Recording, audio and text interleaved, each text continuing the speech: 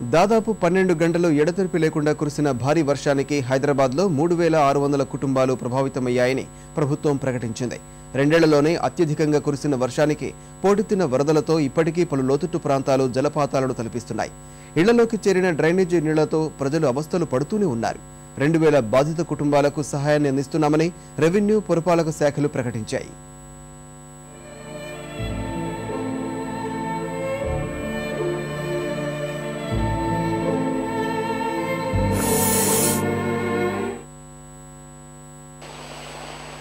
శుక్రవారం సాయంత్రం 6ంటికి మొదలై శనివారం ఉదయం వరకు పడిన వర్షం హైదరాబాద్ మహానగరంలో సామాన్యుడి బతుకును తీవ్ర ఇబ్బందుల పాలు చేసింది.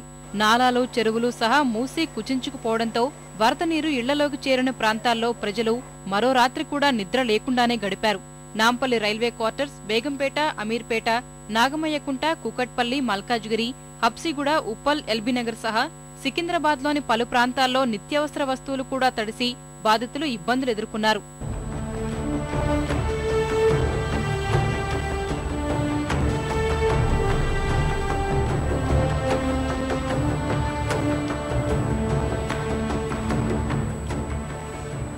భారీ వర్షాలు కురిస్తే ఈ ప్రాంతాల్లో వచ్చే వరదలను దృష్టిలో పెట్టుకుని ముందస్తు జాగ్రత్తలు తీసుకోవడంలో విఫలమైన జీహెచ్ఎంసీ, ఇతర ప్రభుత్వ విభాగాలు వరదలు ముంచెత్తిన తర్వాత కళ్లు తెరిచాయి. వానలు తెరిపినిచ్చిన తర్వాత సమీక్షలు నిర్వహించిన రెవెన్యూ, పురపాలక శాఖల అధికారులు హైదరాబాద్లో కురిసిన వర్షానికి 3600 కుటుంబాలు ప్రభావితమయ్యాయని వెల్లడించారు. ఇందులో 2000 కుటుంబాలకు మాత్రమే సహాయాన్ని అందించామని తెలిపారు. మిగిలిన కుటుంబాలకు నిత్యావసర వస్తువులు అందించే ప్రయత్నాలు చేస్తున్నామని వివరించారు. జంట నగరాల్లో మొత్తం 23 ఇళ్లు కూలాయని తెలిపారు. ఇలా కూలిన ఇళ్లకు 2 నుంచి 5,000 రూపాయల సహాయాన్ని అందిస్తామని చెప్పారు.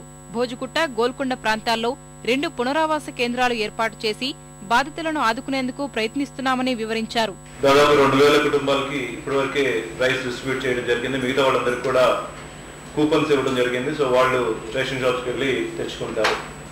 ఈ కేంద్ర అన్నింటిలో కూడా ఎక్కడైతే ఎఫెక్ట్ అయిందో వీటన్నిటిలో కూడా మెడికల్ క్యాంప్స్ కూడా ఇవాళ ఆర్గనైజ్ చేయడం జరిగింది. ఈ మెడికల్ క్యాంప్స్లో దాదాపు 4500 మందిని పరీక్ష చేయడం, తర్వాత చాలా చోట్ల క్లోరిన్ టాబ్లెట్స్ డిస్ట్రిబ్యూట్ చేయడం, తర్వాత ఫీవర్ కేసెస్, డయేరియా కేసెస్ ఇలాంటివి ఏమన్నా ఐడెంటిఫై చేసినప్పుడు వాళ్ళందరికీ కూడా మెడికేషన్స్ కూడా ఇవ్వడం జరిగింది.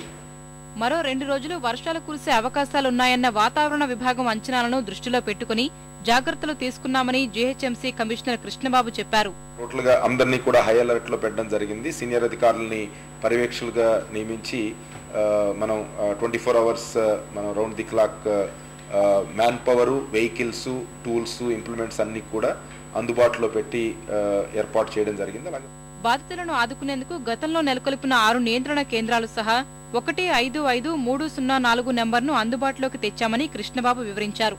ఈ నంబరుపై 24 గంటలు ఫిర్యాదులు స్వీకరిస్తామని తెలిపారు.